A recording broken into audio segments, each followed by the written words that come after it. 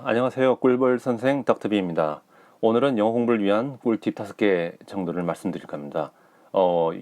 오랫동안 영어 공부하시는 분들 많이 지켜봤는데 중도에 영어 포기하시는 분들이 참 많더라고요. 보니까. 그래서 지금부터 제가 말씀드리는 꿀팁 몇 가지만 잘 지키시면은 여러분들도 영어를 꽉 잡을 수 있지 않을까 생각합니다. 자, 꿀팁 첫 번째. 너무 급하게 공부하지 말자.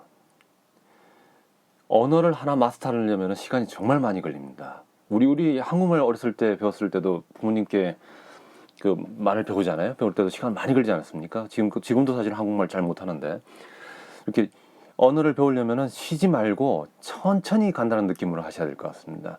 그 너무 급하게 막 1년 만에 마스터하겠다, 급하게 하겠다 하다가 보통은 영어도 그렇고 뭐 일본어, 중국어 다 중도 포기를 하게 되죠. 자, 영어 단어를 하나 보면은 예를 들자면은 영어 단어 하나 같은 경우 여러분들 생각에는 하루에 한 100개도 외울 수 있을 것 같잖아요. 근데 그렇지 않습니다. 영어 단어 하나를 외우는데도 굉장히 체화를 하는 시간이 필요해요. 자기 몸에 차곡차곡 쌓여야 되는데 그 쌓이는 시간이 꽤 필요합니다. 자, 그러면 우리 거꾸로 그 미국이나 영국 사람이 한국말을 배운다고 한번 생각을 해보시죠. 그래서 예컨대 자, 쯤이라는 말이 있습니다. 한 번쯤 뭐 이런 거 할 때 그 쯤이라는 단어를 외우면은 자, 쯤을 갖다가 영어로 아마 about 정도 될 것 같아요. about 정도. 그러면은 쯤은 about이야 이렇게 외울 수 있을 것 같은데 안 외워집니다. 그리고 어떤 사람 또 우리 한국 예전에 보면 저희 때는 뭐 볼펜으로 막 받아 적는 사람들이 있잖아요. 20번씩 뭐 단어를 적으면은 마치 외울 수 있을 것처럼 생각하는 사람이 있는데 절대 안 외워집니다. 그럼 점을 갖다가 어떻게 외국 사람이 소화를 시킬 수 있는가 하면은 반드시 예문을 가지고 외워야 되는 거죠. 예컨대 자, 우리 오후 1시쯤 보자 라든지 아니면 그 사람은 말이야 월급이 200만 원쯤 돼 라고 할 때, 그러니까 한 대충이라는 얘기죠. 대략 1시쯤에 보자 이런 얘기고, 근데 월급이 한 200만 원쯤 된다 이런 얘기잖아요. 그 대략이라는 거예요. 그 주변. 이렇게 해서 오후 1시쯤 보자 또는 월급이 200만 원쯤 된다, 이런 예문 한 2개만 가지고 있어도 쯤이 이런 뜻이구나 라고 느낌이 올 겁니다. 그러다 보면 이제 자기 거가 되는 거죠. 그러니까 예문 없이 온다는 거는 불가능합니다. 그래서 여러분 영어도 마찬가지예요. 영어도 여러분들 배우실 때 그 한영사전식으로 외우지 마시고, 영안사전 말이죠. 영안사전이나 이런 식으로 외우지 마시고 가급적 영영사전 가지고 그 예문을 많이 보세요. 예문을 많이 보시다 보면은, 그리고 그 예문 중에서 제일 마음에 드는 몇 가지 예문이 있을 거예요. 그런 예문을 완전히 함께 외우시면은 단어가 자기 것이 됩니다. 자, 꿀팁 두 번째. 언어는 눈으로 기억하는 것이 아니고 입으로 하는 거예요. 입입니다. 자, 우리가 자기 나라 말을 갖다가 영어로 mother tongue이라고 합니다. mother tongue. 어머니의 혀 이런 뜻입니다. 그러니까 언어라는 거는 아이가 어머니의 혀 움직임을 따라하는 거거든요. 그러니까 엄마의 혀를 흉내내면서 몸에 쌓이게 되는 겁니다. 그러니까 눈으로 배우는 것도 아니고 다른 귀로 배우는 것도 아니고 가장 중요한 거는 혀입니다. 혀. 그러니까 여러분들도 영어 공부하실 때는 혀를 많이 움직이셔야 되니까 입을 많이 움직이셔야 돼요. 그래서 단어도 꼭 눈으로만 읽지 말고, 예문도 아까 예문 말씀드렸는데 예문도 꼭 입으로 꼭 읽어보세요. 반복해서. 그리고 이야기 나온 김에 말씀드리는 건데 발음에 너무 신경 쓰지 마시고요.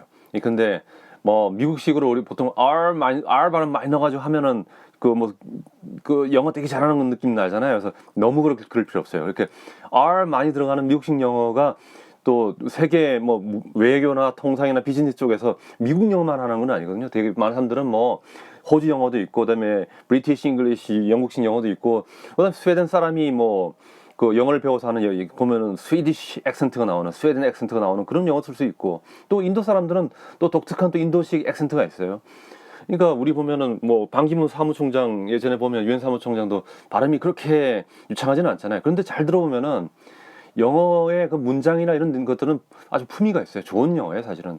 그런데 발음이 이제 코리안 액센트가 강해서 그런 건데, 근데 그게 나쁜 영어가 절대 아닙니다. 그리고 너무 미국식으로만 하면은 좀 로컬한 느낌도 너무 강해요. 그러니까 가급적 여러분들은 너무 그렇게 신경 쓰지 마시고 편안하게, 대신 좋은 문법, 그리고 좋은 문장 구조죠. 그러니까 좋은 문법에 좋은 단어를 사용해가지고 하면은 아주 고급스러운 영어를 사용하세요. 그러면은 품 있는 영어를 하시게 될 거고요. 물론 기본적으로 해야 될 영어 발음들은 있어요. 근데 뭐 우리나라 한국말에 없는 L하고 R 발음 이런 정도는 구분을 하셔야겠죠. 그리고 뭐 thank you 할 때 TH 발음들, 뭐 they 할 때 그런 거 발음들, 그런 것들도 완벽하지는 않더라도 조금씩 구분하시는 게 좋습니다. 그리고 우리가 이 불어나 독일, 프랑스라든지 독일 같은 경우 그런 나라들은 예전부터 이렇게 큰 제국을 만든 나라는 아니잖아요.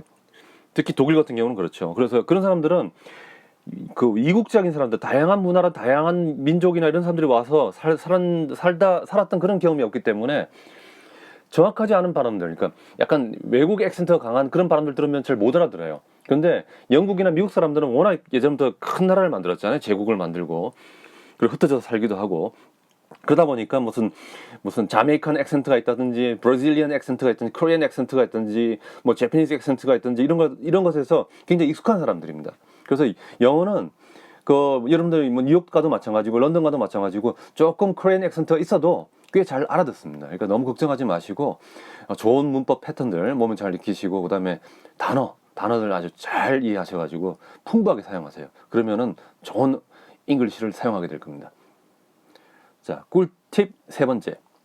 단어 외울 때 어원을 알아두면 외우기 편해집니다. 어원이 굉장히 중요한데요. 그러니까 한국말 같은 경우도 가장 기본적인 단어들 있잖아요. 그러니까 돌멩이라든지 무슨 밥이라든지 뭐 쌀이라든지 간다, 온다, 난다 뭐 이런 것들. 이런 기본적인 말은 굉장히 순수한 한국말이에요. 그러니까 우리 한국말이 보면은 중국말과 달리 우리는 뭐 알타이계 쪽에서 오는 그런 게 있잖아요. 그래서 이 수천 년 전부터 이 한반도에서 만들어진 한국인들이 만들어오진 그런 순수 한국어에 가깝죠. 그런데 우리도 뭐 약간 아카데믹한 언어들이 있잖아요. 그런 난이도가 조금 어려운 높아지는 그런 말들로 위로 가면 갈수록 한자어가 되게 많아져요. 그러니까 약간 추상적이죠. 한자어가 한 70, 80% 이상 되니까요. 예컨대 아까 뭐 단어라든지 어원이라든지 뭐 도시, 도서관 뭐 이런 단어들 다 한자잖아요.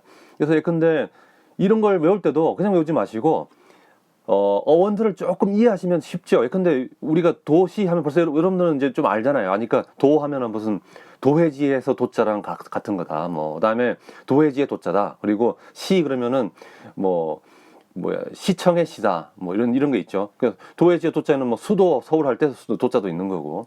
그리고 시에는 뭐 시민 할 때 시자도 있는 거고. 이렇게 한꺼번에 도시란 단어를 외울 때 도회지, 수도 서울 할 때 수도, 그다음에 시민, 뭐 시민의식 이런 단어하고 한꺼번에 같이 외우시면은 도시란 단어를 외우기도 쉽고 그다음에 한꺼번에 여러 가지 단어를 외울 수 있어서 좋죠. 이렇게 마치 그 꼬리가 꼬리를 문다고 그럴까요? 아니면은 이 고구마 뿌리가 이렇게 나오듯이 한꺼번에 쭉 나오게 되는 겁니다. 그래서 여러분들 어원을 통해서 많이 단어를 갖다가 함께 배우세요. 뭐 도서관 같은 경우도 마찬가지죠. 도서관도 예컨대 도서관에서 도자는 우리가 도면을 본다 할 때 도면은 같은 거 아니에요? 그리고 서자는 도서관의 서자는 서점 이럴 때 서자고요. 그다음에 도서관의 관자는 무슨 학생회관, 뭐 여관 이럴 때 하는 그런 관자랑 같은 관자죠. 그러니까 그럼 관이라는 거는 무슨 건물을 말하는 거구나 이런 느낌이 드는 거거든요. 그래서 여러분들 이렇게 해가지고 한꺼번에 단어를 갖다가 많이 외우십시오. 여러 가지를. 그렇게 외우시면은 서로 연상도 되고 이해하기도 쉽고 그다음에 한꺼번에 단어를 갖다가 많이 배울 수 있는 겁니다. 그러면 제가 영어 예를 한번 들어볼 텐데 그 centipede라는 단어가 있습니다. centipede. 이건 곤충이에요. 이게 뭘까요? 이게 제가 먼저 답을 말씀드리면은 지네라는 동물입니다. 다리 많은 지네 있지 않습니까? 근데 이것도 외우기 되게 굉장히 쉬운 게 센티하고 피드가 다 저기 영어로 말하면 한자 비슷한 거예요. 그러니까 라틴어 그리스에서 오는 이렇게 옛날 그런 한자 비슷한 거기 때문에 요거 뜻만 알면 돼요. 뭔가 하면은 센트란 말은 외우기 참 쉬운 게 우리가 100년을 갖다가 한 세기라고 하지 않습니까? 1세기가 100년이거든요. 이게 century란 말입니다. century란 말 자체가 이제 100년인데 이 센트가 같은 어원이 같아요. 그래서 100이란 뜻입니다. 100. 그 로마에 가면은 옛날 고대 로마에 군대가 100명이 모여서 우리는 소대가 30명 정도 되잖아요. 근데 100명이 모여서 하나 부대를 만들었는데 그걸 백인대라고 합니다. 그 백인들 갖다 영어로 centurion 그러거든요. centurion. 그 centurion도 100명이 모여서 만들어진 부대 100이에요. 그러면 피드란 말은 무슨 말인가? 피드는 외우기 더 쉬워요. 뭐 지금 가면은 여러분들 그 pedestrian이라는 단어가 있습니다. pedestrian은 뭔가 하면은 발로 타박타박 걸어서 다니는 사람. 한국말로 좀 멋지게 표현하면은 보행자 같은 거죠. 그러니까 보행자, 걷는 사람. 발이라는 뜻입니다. 그러니까 피드란 말은 기본적으로 발이에요, 발. 우리가 예컨대 그 손을 관리하는 거 있잖아요. 손톱을 관리하고 손을 관리하는 거 갖다가 매니큐어라고 하거든요. 맨이란 말이 손이란 뜻입니다. 그래서 근데 maintain 그러면 손으로 떠받든다는 뜻이에요. tain한 게 이게 떠받는다는 거예요. 불어에서 technique라는 표현이 있는데 tain이란 말은 떠받친다. 손으로 떠받친다. 그 다음에 manipulate, 손으로 조작하는 거죠. manipulate. 이 man이란 말은 기본적으로 손입니다. 손. 그러면 우리가 발을 관리하는 거, 발톱 관리하는 거 갖다 페디큐어라고 그래요. 페디큐어. 발입니다. 발. 페디큐어. 그러니까 자, 센트란 말은 백. 그 다음에 피드란 말, 패드 또는 피드란 말은 발. 무슨 말입니까? 발이 100개란 뜻이에요. 발이 100개나 있는 곤충은 무엇일까? 그건 지네죠. 이렇게 외우시면 굉장히 쉽습니다. 자, 그 다음에 꿀팁 넷째. 영어 해석을 암호풀이 하듯 하면 안 되고 문장 흐르는 대로 해석해야 한다. 그러니까 영어를 갖다 해석할 때 왔다 갔다 하시면 안 되고요. 그냥 영국이나 미국 사람들은 이야기 들으면은 그 자리에서 다 이해하는 거거든요. 그러니까 문장을 갖다가 직해를 하는 거죠. 직청 직해, 직독 직해를 하시는 거죠. 그걸 훈련을 하셔야 돼요. 자, 그럼 예를 한번 들어볼게요. 우리가 영국 문법 중에서 굉장히 어려운 게 중에 하나가, 영어 문법의 어려운 게 하나가 관계대명사인데, 관계대명사를 넣어가지고 문장 하나 만들어 볼게요. 자, This is the house in which I had lived in my childhood, filled with sweet memories. 자, 이런 문장을 여러분들 보시면은 뭐 이렇게 왔다 갔다 하면서 하실 수 있을 거예요. 번역을 갖다가 이것은 filled with sweet memories, 뭐 달콤한 추억으로 가득한 내가 어렸을 적 살았던 집이다. 이렇게 번역을 할 수 있는데, 이거는 아마 번역가들은 한국말 이렇게 해줘야 될 거예요. 이게 한국말에 가까운 거니까. 그런데 여러분들이 한국말로 번역할 사람들은 아니잖아요. 그냥 들어서 읽고 이해하고 들어서 이해하면 되는 거니까. 그러면 영국이나 미국 사람들은 이 문장을 어떻게 이해할 거냐? 제가 말하면서 그대로 즉각 이해를 하게 돼 있거든요. 자, 한번 예를 들어볼게요. 이런 식으로 느낄 거예요. This is the house. 이것은 집이야. In which, 관계대명사는 별거 없습니다. 앞에 것을 받아주는 겁니다. 그러니까 앞에 그것 이런 뜻입니다. which란 말은 그냥 그것, who라는 거는 그 사람 이런 뜻이에요. 다 다른 뜻 없어요. This is the house, 이것은 집인데 in which, 그 안에서 말이야, I had lived, 내가 살았었지 옛날에. In my childhood, 내가 어렸을 때 말이지. Filled with sweet memories, 근데 그 집은 참 달콤한 추억으로 가득해. 이런 느낌이에요. 그러니까 다시 한번 여러분들 이해해 보세요. This is the house in which I had lived in my childhood, filled with sweet memories. 한번 다시 미국식 영미 사람들 머릿속에 돌아가는 걸 다시 한번 반복해 볼게요. 이것은 This is a house, 이것은 집이야. In which, 그 안에서 말이지, 그것 안에서 말이지, I had lived, 옛날에 내가 살았었어. In my childhood, 내가 어렸을 때 말이지, filled with sweet memories. 아주 달콤한 추억으로 가득해. 뭐 이런 느낌일 거예요. 그러니까 이런 식으로 해석하시면은 그 다른 영어들도 다 이런 식이에요. 그러니까 여러분들이 책 읽으실 때 100페이지짜리, 200페이지짜리도 뭐 100페이지 하루만 읽으실 수 있거든요. 100페이지, 200페이지도. 그러니까 쭉 읽으시면서 눈이 가는 대로 그냥 해석을 해가면서 번역을 하시고 이해하시고, 그리고 책을 읽다 보면 책이 어느 정도 읽다 보면 여러분들 한국말도 그렇지만은 글자 영어는 안 보이고 그림만 보이죠. 여러분들 한국말 책을 읽는데 글자가 막 나타나면 여러분들 빠져들지 않은 거예요. 제대로 이해를 못하는 거예요. 제대로 이해했을 때는 글자 사라지고 그림만 보이게 됩니다. 이게 마지막 경지는 역시 여러분들은 그 그림만 보이게, 책을 읽으면 책만 보이게, 책의 내용만 보이게, 그런 식으로 만들어져야 됩니다. 그리고 요 그 관계대명사 살짝 말씀드리면은 영어는 기본적으로 그 라틴 문법, 저기 남쪽에서 오는 라틴어, 그러니까 프랑스 통해서 오는 라틴 문법하고, 그다음에 게르만 쪽, 그러니까 노르만이라든지 게르만, 이쪽에서는 게르만 계열 문법이 두 개가 합쳐져 있는 거예요. 그래서 근데 라틴 문법의 특징은 뭔가면은 뼈대를 먼저 이야기하고 나서 살을 붙입니다. 그러니까 this is the house in which, 이렇게 관계대명사 쓰는 것들이 굉장히 라틴적인 거예요. 이것은 집이야라고 먼저 얘기하고 나서, 그런데 그 안에서 내가 살았었고 뭐 좀 추억이 많고 뭐 블라블라블라블라 계속 해나가는 이야기가 바로 그 라틴식 문법이죠. 근데 한국어나 독일 계통 문법은 그렇게 말하지 않고 하고 싶은 이야기를 다 한꺼번에 다 이야기해야 돼요. 그러니까 그 데코레이션 자체를 갖다 미리 다 얘기하는 거예요. 머리부터 그림을 그리면은 뼈 그리고 나서 살 붙이는 게 아니고 머리부터 다 묘사를 해가지고 결국은 배 다리까지 쭉 가는 그런 식의 문법이에요. 그러니까 한번 차이를 한번 들어볼게요. 자, 그는 혼자 사는 게 좋아라는 사고방식을 가지고 있다. 이런 게 한번 이따 쳐봐요. 근데 그 영국 영어는 조금 더 고전적인 영어라서 라틴식 문법에 가까워요. 조금 더 라틴식 문법을 좋아합니다. 그리고 미국 사람들은 미국은 19세기 때 독일에서 이민을 많이 왔거든요. 이민 많이 와가지고 독일 제가 비교를 해보면 영국식 영어보다는 미국식 영어가 조금 더 독일식이에요. 자, 한번 해볼게요. 정통 영어, 라틴어에 조금 더 가까운 영어라고 한다면 이렇게 말할 거예요. He has a mentality that living alone is better. He has a mentality that living alone is better. 그는 이러한 다음과 같은 멘탈리티를 가지고 있다. 뭔가 하면은 living alone, 혼자 사는 것이 더 좋다라는 그런 식의 있다면 이게 이제 영국식이고 라틴에 가까운 그 영어라면은 자, 미국식으로 약간 독일어화된 미국식 영어로 하자면 이렇게 할 수도 있어요. 이게 꼭 그렇다는 건 아닌데 이렇게도 쓰는 경우가 많더라고요. 미국식 영어에는. He has a living alone is a better mentality. He has a living alone is a better mentality. 물론 미국 사람들은 he has a living alone is a better mentality는 지금 뭐 할 텐데 자, 이것은 굉장히 독일어적인 겁니다. 역시 미국 영어가 영국 영어보다는 조금 더 독일어에 가깝다 이런 느낌 받으시면 될 거예요. 꿀팁 5째. 자, 영영사전입니다. 영영사전. 그 영어 공부하실 때 여러분들이 한국말 머릿속에 떠오를 필요 없거든요. 예컨대 아까 센티페이드 그 지네란 말 났을 때 뭐 지네란 말 모르면 어때요? 그냥 센티피드란 단어가 떠오르면 여러분들 머릿속에 지네 모양이 딱 떠오르면 끝나는 거거든요. 지네라는 단어가 필요 없습니다. 그러니까 여러분들 그 영어 하는 동안만이라도 가급적 그냥 한국말 읽고 나중에는 좀 한국말 또 쓰셔야 되겠지만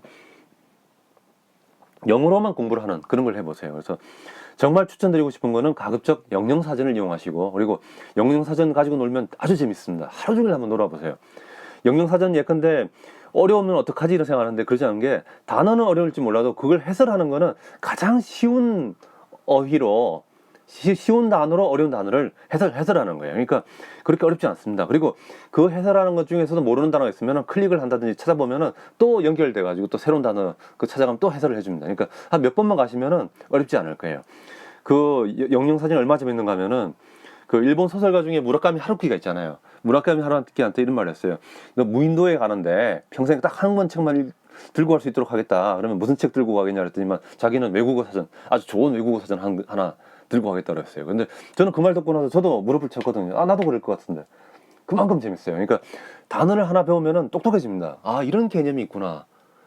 이렇게 개념들을 하나 배워가는 거거든요. 개념이 생기면은 세상이 조금 더 영어로 말하면 articulate, 조금 더 명쾌하게 보이기 시작하죠. 그러니까 단어를 배운다, 개념을 배운다는 거는 굉장히 우리를 똑똑하게 만듭니다. 그래서 그런 점에서 흥미도 있고 재미도 있고 많이 알게 있고요. 그래서 영영사전을 여러분들 가급적 가까이 두시고 많이 보시기 바랍니다. 그러면 많이 영어 넣으실 거예요. 그래서 제가 추천드리는 사전, 제일 좋은 사전, 제 개인적으로 가장 좋아하는 사전은 이건 개인적인 겁니다. 이거는 Oxford Advanced Learners Dictionary, 보통 OALD라고 그러는데 Oxford Advanced Learners Dictionary 아주 좋아요. 정말 좋아요. 그리고 앱을 보면은 그 메뉴 버튼 안에 어원, word origin, 어원 분석이 잘 나와 있어요. 그러니까 이걸 가지고 공부를 하시면 도움이 될 거고.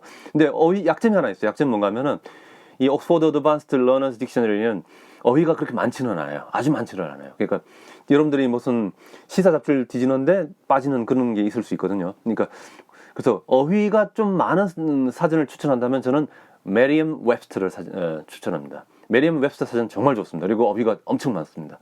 그리고 또 하나가 좋은 게 네이버 사전 좋아요. 네이버 사전도 보니까 어휘도 많고 그 다음에 예문도 아주 풍부합니다. 그래서 여러분들 뭐 옥스포드라든지 메리엄 웹스터 뭐 돈도 좀 들고 그러니까 몇 만씩 하거든요. 그래서 그거 싫으시면은 네이버 사전 잘 활용하시면은 크게 도움이 될 겁니다. 저는 많은 분들이 영어와 외국어를 아주 잘해서 우리나라가 외국과 굉장히 커뮤니케이션을 잘하는 그런 개방적인 나라가 되면 좋겠어요. 그래서 여러분들과 함께 그날이 올 때까지 열심히 노력하도록 하겠습니다. 오늘은 여기까지입니다.